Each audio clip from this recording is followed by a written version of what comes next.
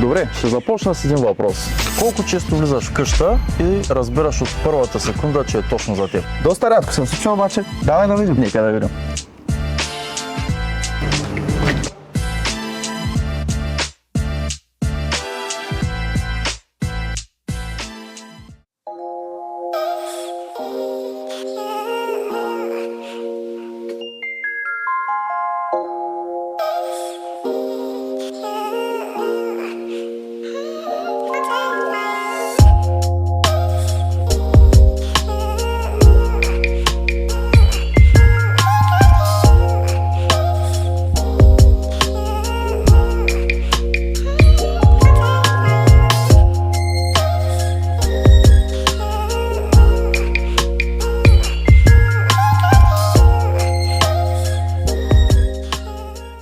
...371 квадратни метра.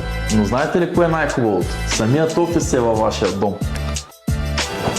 Дани, офисът е супер, но тук ли ще живея? Къде ще живея? Четко, хайде стига работа за днес. Ела. Искам да ти покажа любимото ми място в тази къща.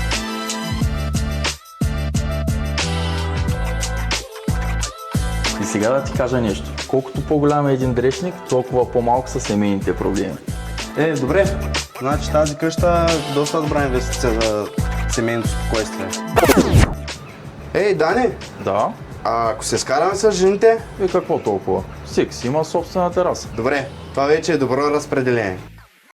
Време е да видим и гаража. Чакай малко.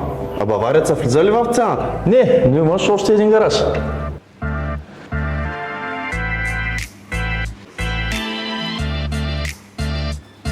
Май показахме всичко. Не, Как не? най-добре е да го видиш на живо. За обеди се свържете с екипа на Control Estate.